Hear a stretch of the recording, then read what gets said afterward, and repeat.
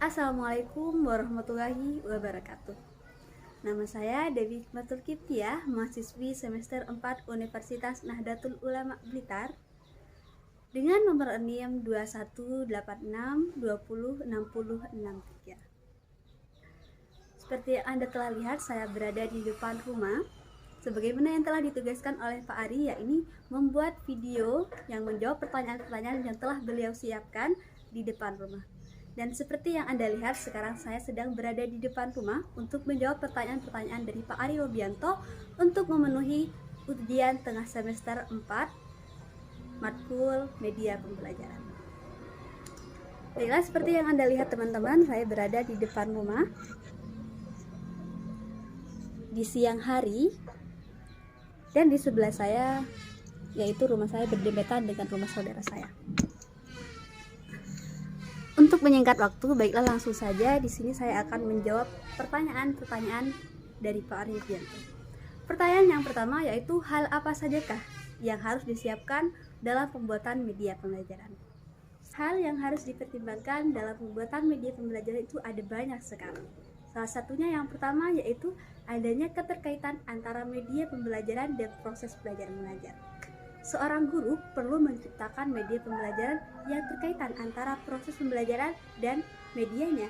Jadi media yang dibuat harus menyambung dengan proses belajar-belajar. Jadi seumpamanya pembelajarannya tentang matematika, maka media yang dibuat juga harus nyambung dengan matematika. Dan seumpamanya materi yang akan diajari yaitu tentang perkalian, maka kita harus membuat media yang berketerkaitan dengan matematika. Nah, oleh sebab itu seorang guru perlu sekali untuk menyeimbangkan media pembelajaran sebelum membuatnya. Selain itu, kita juga perlu memahami karakteristik yang ada pada anak didik kita. Selanjutnya, anak didik kita kelas 1, maka kita harus memahami anggota kelas 1 tersebut. Bagaimana cara berpikirnya, bagaimana cara interaksinya, bagaimana karakter mereka, apa yang disukai mereka dan apa yang tidak disukai mereka. Begitupun dengan kelas 2, kelas 3, kelas 4, kelas 5, kelas 6 dan lain sebagainya. Mengapa kita perlu memahami karakteristik anak?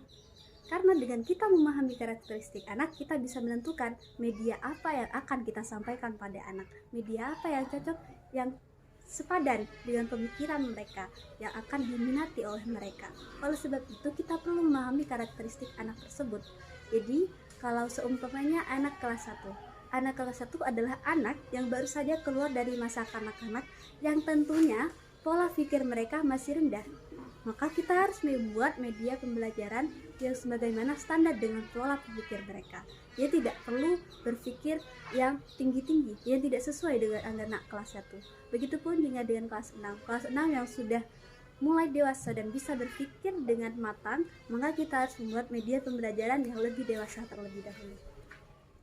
Oleh sebab itu, kita harus memahami karakteristik anak didik kita. Dan hal selanjutnya yang harus kita imbangkan dalam pembuatan media pembelajaran yaitu harus tepat sasaran. Jadi media pembelajaran yang kita buat harus tepat sasaran. Seumpamanya kita membuat untuk anggota kelas 4, maka kita harus membuat media pembelajaran yang tepat sasaran sesuai sebagaimana anggota kelas 4. Anggota kelas 4 biasanya pola pikirnya sudah mulai matang, maka kita harus membuat media pembelajaran yang membuat mereka mulai berpikir matang. Seperti itu. Seumpamanya anggota kelas 1, maka kita harus membuat media pembelajaran sebagaimana anak usia kelas 1.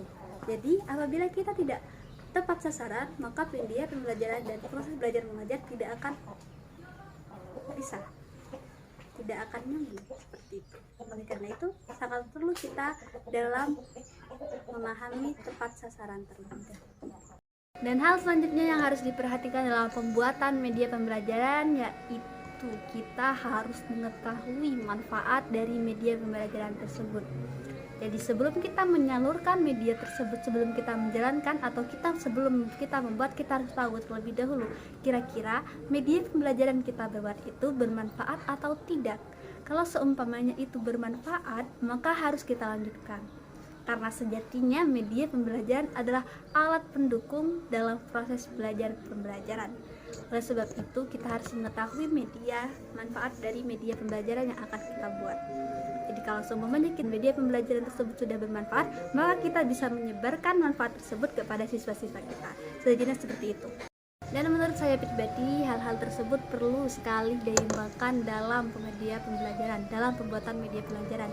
Yang pertama yaitu adanya keterkaitan antara media pembelajaran dan proses belajar mengajar, tepat sasaran, memahami karakteristik siswa, dan yang kelima mengetahui manfaat media, dan keenam memahami dampak. Jadi itu yang sangat penting dalam pembuatan media pembelajaran, hal yang sangat penting dalam mengimbangkan proses pembuatan media pembelajaran. Dan pertanyaan yang kedua yaitu berdasarkan jenisnya, berdasarkan sifatnya, media itu terbagi menjadi 3, yaitu audio, visual, dan audiovisual. Jelaskan selama 3 menit. Dan di sini saya akan menjelaskan tentang ketiganya tersebut secara rinci. Yang pertama, media audio. Nah, media audio adalah segala bentuk suara atau segala sesuatu yang bisa didengar, itu bisa disebut sebagai audio.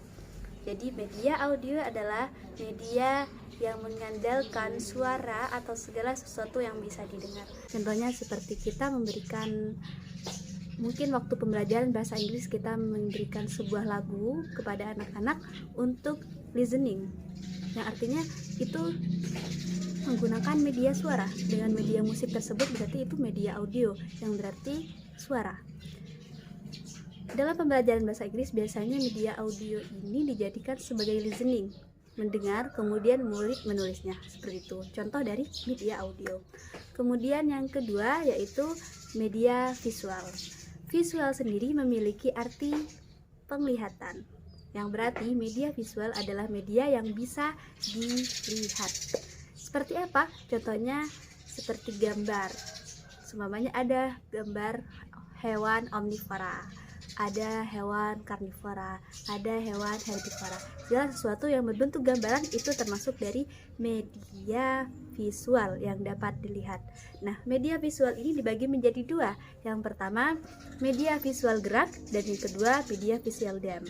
Nah, media visual diam ini adalah media gambar yang tidak bisa bergerak, yang artinya seperti foto, itu juga termasuk dari media visual diam, tidak bergerak. Dan contoh lainnya dari media diam ini seperti buku atau gambaran seperti itu. Nah, kemudian media visual bergerak ini artinya adalah media gambar yang bisa bergerak. Contohnya seperti apa? Contohnya seperti PPT yang ada animasinya, itu merupakan media visual bergerak karena animasi itu bergerak. Maka dari itu termasuk dari media visual bergerak. Dan yang ketiga yaitu media visual audio visual, yang artinya audio adalah mendengar dan visual adalah melihat. Jadi media audio visual yaitu media yang bisa dilihat dan juga bisa didengar. Contohnya seperti apa? Contohnya seperti video. Kita seumpamanya ada seorang guru yang memberikan audio visual melalui video, yang otomatis video tersebut ada suara, ada juga kita bisa melihat gambar-gambar di situ. Nah, maka dari itu audio visual tersebut ditampilkan kepada siswa, ada suara, ada juga gambarnya. Contohnya seperti kita berikan video tersebut menerangkan tentang hewan seumpamanya, atau video tersebut menerangkan tentang apa, seperti itu. Dan mungkin itu saja jawaban saya dari pertanyaan Pak Ari yang nomor 2. Baiklah, di sini saya akan menjawab pertanyaan yang ketiga. Pertanyaannya yaitu jelaskan apa yang dimaksud dengan media pembelajaran, sumber dan bahan ajar. Dan yang akan saya bahas kali ini yaitu tentang media pembelajaran. Media sendiri memiliki arti pengantar, perantara, dan pembelajaran adalah sebuah proses belajar mengajar. Jadi bisa disimpulkan bahwa media pembelajaran adalah alat pengantar yang membantu guru dalam menyampaikan informasi atau ilmu kepada siswa untuk mencapai tujuan pembelajaran. Nah, tidak hanya itu, media pembelajaran juga bisa diartikan sebagai suatu alat bantu interaksi antara guru dan siswa agar lebih efektif dan aktif. Jadi media pembelajaran ini bisa membantu guru dalam mempererat interaksi antara guru dan siswa sehingga pembelajaran bisa lebih menarik, bisa lebih menyenangkan. Contohnya seperti media pembelajaran yang telah kita buat di waktu-waktu kita kuliah minggu-minggu sebelumnya. Nah, media itu bisa membantu kita dalam menyampaikan informasi dengan cara yang menyenangkan dan dengan cara yang lebih menarik. Oleh karena itu, media pembelajaran ini sangatlah penting digunakan untuk seorang guru dalam mencapai pembelajaran yang aktif, efektif, menarik yang dapat diminati oleh siswa. Sehingga siswa bisa lebih tertarik dan bisa lebih semangat dalam pembelajaran jika terdapat media pembelajaran. Contoh lainnya juga seperti yang telah disebutkan dalam soal sebelumnya bahwa media itu terdiri dari 3, yaitu media audio, media visual, dan media audiovisual. Maka dari itu, media pembelajaran itu adalah alat bantu yang menghubungkan antara guru dan siswa agar pembelajaran lebih aktif dan dalam mencapai tujuan pembelajaran yang menarik dan menyenangkan. Oleh sebab itu, media pembelajaran ini patut digunakan oleh seorang guru untuk mencapai keberhasilan dalam tujuan pembelajaran yang akan dilaksanakan atau yang telah dilaksanakan. Yang selanjutnya yang akan saya bahas yaitu terkait dengan sumber belajar. Sumber sendiri memiliki asal dan belajar memiliki arti proses belajar. Yang bisa diartikan bahwa sumber belajar adalah segala sesuatu sumber data yang mengandung ilmu. Contohnya seperti guru. Guru merupakan sumber belajar karena beliau ya yang memberikan ilmu kepada kita dan memberikan informasi kepada siswa. Dan seiring berjalannya waktu, seiring berkembangnya zaman dan teknologi, sumber belajar bukan hanya seorang guru, namun juga bisa melalui pesan, video, dan lain-lainnya. Dan yang selanjutnya yaitu mengenai bahan ajar.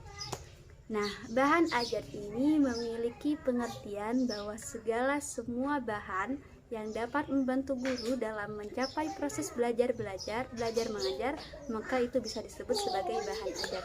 Jadi segala bahan yang dapat membantu guru dalam menyampaikan ilmu kepada siswa itu merupakan bahan ajar. Sampai di sini bisa dipahami bahwa bahan ajar adalah segala bahan. Contohnya seperti media. Nah, yang selanjutnya yaitu pertanyaan yang keempat. Di pertanyaan yang keempat ini kita diberikan sebuah gambaran yang terdapat gambaran guru, kemudian disambungkan dengan media, dan kemudian disambungkan dengan siswa.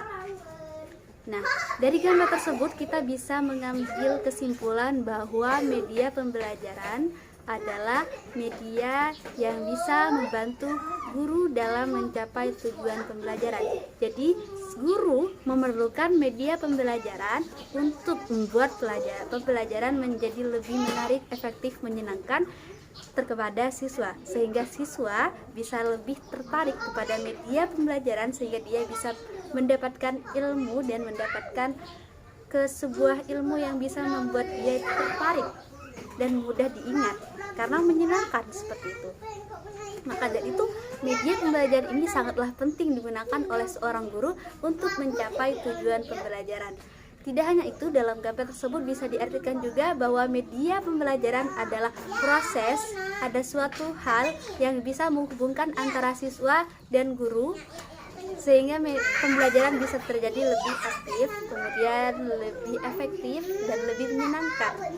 Jadi bisa dihubungkan bahwa media pembelajaran ini adalah alat interaksi yang lebih mempererat guru dan siswa dalam proses belajar mengajar.